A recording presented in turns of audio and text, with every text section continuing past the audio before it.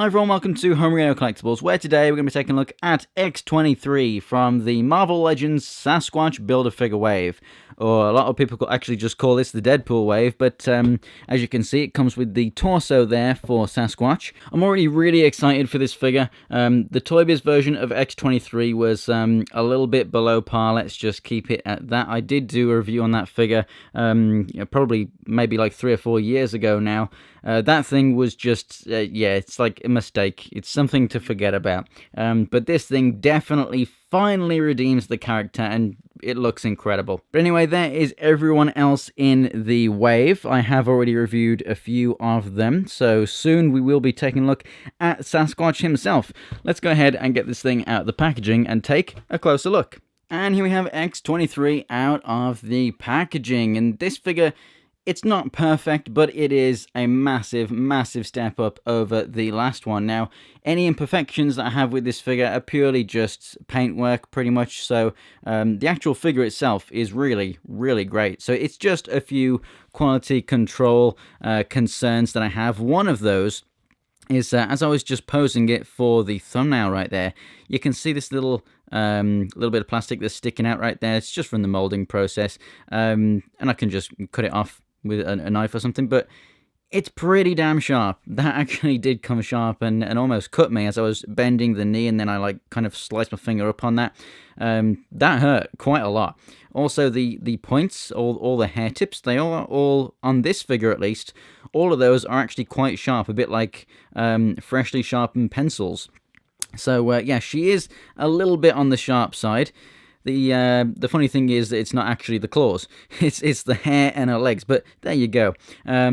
Also, paint-wise with this figure, as you can see on the stomach right there, there is a little speck of black. That can probably just be scratched off. That's nothing too major.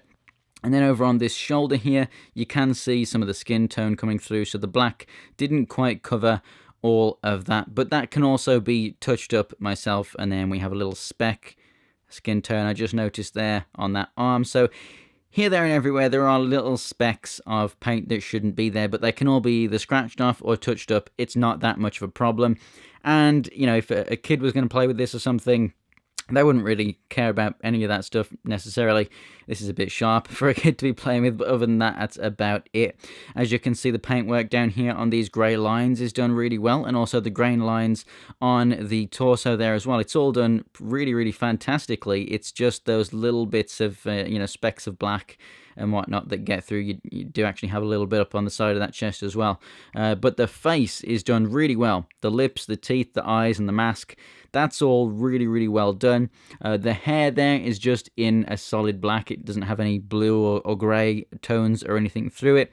Any shading that you can see is just the light reflecting off it, but it's molded so well, and it does have that kind of windswept look that it doesn't need any other kind of shading. It looks pretty fantastic the way it is. We do have this loose belt on here as well, which has some really nice paint on it. The red and the silver really does shine very nicely, and that's just loose. It does not come off. It doesn't have a tab or anything. And over here on the claws, I'm pretty sure that just like some of the Wolverine figures, you probably will be able to pull those claws out. As you can see, one sticks up higher than the other, and that is actually the same on both. On both of the lower claws, they stick out.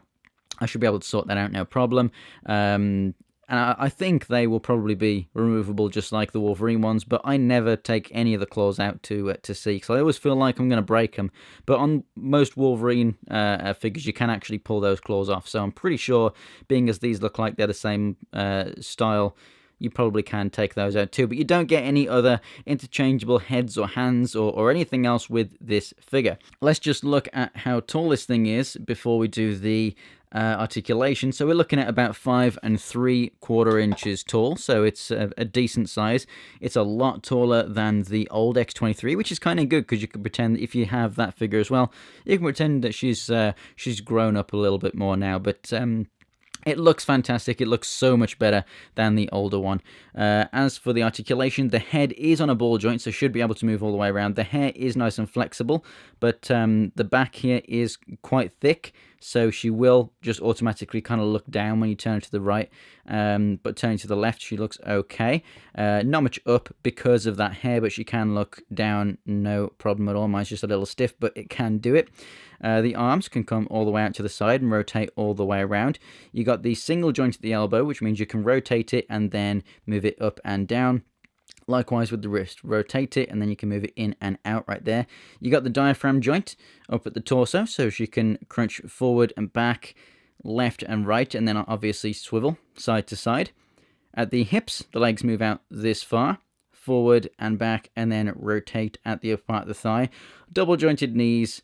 A boot cut here, which is, you don't really need it having this joint up here, but hey, there is a a gap in the mold, so you may as well put a joint there. And then we have the feet that move up and down, and then they have ankle pivot as well.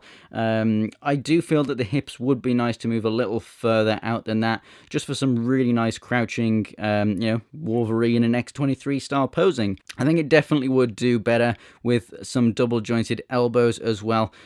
She really needs the full-on Wolverine treatment. I really do feel that a lot of these female figures just need to be given all these double joints and the same kind of articulation in the legs that we see on kind of like Spider-Man figures and stuff. There's literally less plastic there, especially in the hips and stuff on a female figure, because the legs tend to be a lot thinner.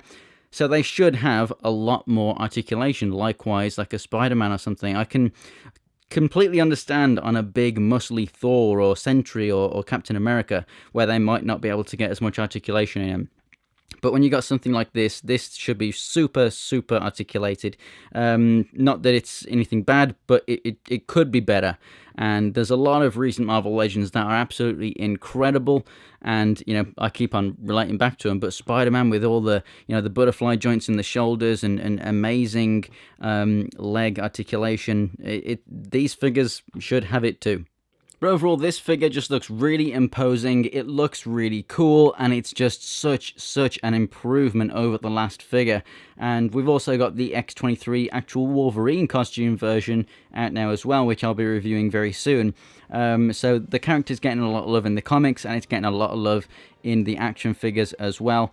And it's just fantastic to see, and this one does not disappoint. I definitely recommend this thing. It looks amazing. It doesn't need any other hand accessories or anything, but like I said, quality control isn't the best on this figure. And she definitely could do with a little bit more articulation, but that's just pretty much every female figure. They just need to be putting more into them. But for the most part, it looks fantastic, and I definitely do recommend it. So thanks for watching, guys. If you enjoyed the video, go ahead and give it a like. There's some videos on screen right now, and some links to my social media in the description below. And as always, for more Marvel Legends, go ahead and subscribe. Thanks for watching, guys, and I'll see you next time.